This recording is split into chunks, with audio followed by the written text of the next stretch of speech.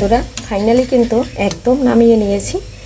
আর দেখতে যেরকম লোভনীয় হয়েছে এরকম আমি অনেকবার রান্না করে খেয়েছি, খেতে কিন্তু বন্ধুরা দারুণ লাগে। আর প্লিজ বন্ধুরা সবাই একটু লাইক দিয়ে ভিডিওটা দেখে নিন। কাছে এবং দূরে দেশ ও দেশের বাইরে থেকে যারা আমার ভিডিও দেখেন এবং কমেন্ট করেন তাদের জন্য মন থেকে অনেক অনেক ভালোবাসা এবং শুভকামনা রইল। সবাই পাশে থাকে, সবাই ভালোবাসে, আমি সবাইকে অনেক অনেক ভালোবাসা দিব। আর আমি একজন অ্যাক্টিভ পরিবার, আমার পরিবারে যে নতুন আসে আমি সঙ্গে সঙ্গে চলে যাই তার পরিবারে এবং প্রতিটা ভিডিও ফুল ওয়াচ করে দেই। নমস্কার বন্ধুরা, আমি পাপড়ি কিচেন অ্যান্ড ব্লগ থেকে চলে আসলাম নতুন একটা রেসিপি নিয়ে। রান্না করব পুঁই শাক চিংড়ি মাছ দিয়ে আর মিষ্টি কুমড়া দিয়ে। আর কার কার পছন্দ চিংড়ি মাছ, মিষ্টি কুমড়া, পুঁই শাক? আমার তো ভীষণ পছন্দ বন্ধুরা। আর পুঁই শাকটা একদম টাটকা ফ্রেশ বাজার থেকে কিনে এনেছি, তাই এখন একটু বেছে কেটে ধুয়ে নেব, তারপরে কিন্তু রান্না করতে চলে যাব। তবে সাথে থাকো বন্ধুরা, দেখতে থাকো। আশা করি রেসিপিটি খুব খুব ভালো লাগবে। বন্ধুরা অফ ক্যামেরায় কিন্তু পুঁই শাকটা একদম কেটে বেছে ধুয়ে নিয়েছি, পাতাগুলো আলাদা করে নিয়েছি আর ডাটাগুলো আলাদা করে নিয়েছি। এখন আমি আগে ডাটাটা কষিয়ে নেব। এদিকে কিন্তু আলু কয়েকটা ভেজে নিয়েছি, এখন আমি এটা দিয়ে দিচ্ছি। সাথে নিয়েছি মিষ্টি কুমড়া কেটে, আর সব কিন্তু আমি অফ ক্যামেরায় কেটে বেছে নিয়েছি। এখন আমি মিষ্টি কুমড়াটা ধুয়ে নেব, ধুয়ে আর এবার ডাটা আর আলুটা কষাতে থাকবো। বন্ধুরা এখানে কিন্তু আমি কোনো পেঁয়াজ রসুন কিছুই ব্যবহার করব না। আমি যেহেতু চিংড়ি মাছ দিয়ে রান্না করব, আর চিংড়ি মাছটা আমার ফ্রিজে ফ্রোজেন করা রয়েছে, ভেজে রেখে দিয়েছি, সেই চিংড়ি মাছটা দিয়েই রান্না করব। তবে এখন একটু জল দিয়ে দেব, তারপরে ঢাকনা দিয়ে খুব সুন্দর করে ডাটা আলুটা সিদ্ধ করে নেব। জলটা দিয়ে দিয়েছি, এখানে দিয়ে দিয়েছি কিছুটা মরিচ। শাক রান্না করার জন্য যে মশলাটা লাগবে সেটা দিয়ে দিচ্ছি, হলুদ দিয়ে দিচ্ছি। শাক একটু ঝাল হলে ভালো হয়, একটু গুঁড়া মরিচ দিয়ে দিয়েছি। শাক কিন্তু একটু ঝাল ঝাল লাগলে আমাদের কাছে খেতে ভালো লাগে।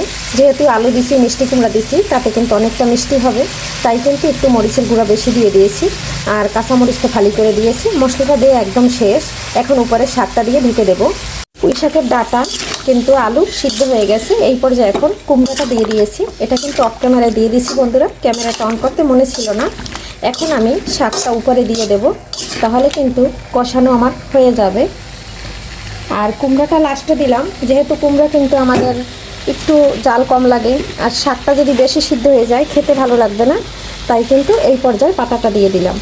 বন্ধুরা স্বাদ অনুযায়ী কিন্তু শাকের উপর থেকে লবণটা দিয়ে দিয়েছি। এখন আমি ঢাকনা দিয়ে ঢেকে দিচ্ছি, কারণ একটু পরে কিন্তু শাকটা একদম কমে যাবে।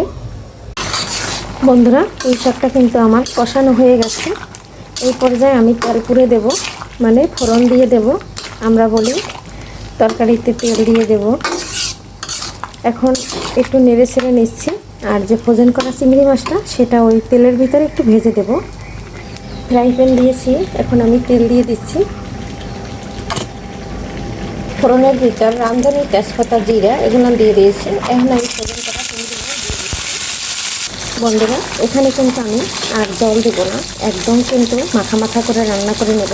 পুঁই শাকটা আমি এভাবে রান্না করি, যেহেতু একদম কষানোর ভিতরে রান্না করে নেই। আর ঢেকে যেহেতু কষিয়ে নিয়েছি, সম্পূর্ণ আলু, ডাটা, মিষ্টি কুমড়া সব সিদ্ধ হয়ে গেছে বন্ধুরা। আর এর থেকে বেশি যদি আমি জাল দিই কুমড়া বা শাকে, তাহলে শাকের পুষ্টিগুণ নষ্ট হয়ে যাবে। এদিকে চিংড়ি মাছগুলো আমার একদম ভাজা হয়ে গেছে, আর ওর ভিতরে সামান্য একটু রসুন কুচি দিয়েছি, তাহলে কিন্তু ফ্লেভারটা খুব সুন্দর আসবে শাক দিয়ে। আর এক শাকেই কিন্তু একদম ভাত খাওয়া হয়ে যাবে। এখন আমার ভাজা হয়ে গেছে, এটা এখন শাকের মধ্যে দিয়ে দেব। শাকের মধ্যে সম্পূর্ণটা দিয়ে দিচ্ছি। বন্ধুরা 1 চামচ ভাজা জিরার গুঁড়া দিয়ে দিয়েছি, এখন একটু নেড়ে ছেড়ে দিচ্ছি। আর নেড়ে ছেড়ে কিন্তু একদম নামিয়ে নেব, আমার রেডি হয়ে গেছে। আর আমার শাক রান্নাটা কেমন লাগলো বন্ধুরা অবশ্যই কমেন্টে জানাবেন। আর আজকের রেসিপি এখান থেকেই বিদায় নিচ্ছি। সবাই ভালো থাকবেন, সুস্থ থাকবেন, শরীরের দিকে খেয়াল নেবেন। আর যদি ভালো লাগে রেসিপিটা ফলো করে একবার রান্না করে দেখতে পারেন। আমার রান্নাটা একদম ডান হয়ে গেছে। আগামী ভিডিও দেখার আমন্ত্রণ জানিয়ে এখানেই বিদায় নিচ্ছি। Bye bye.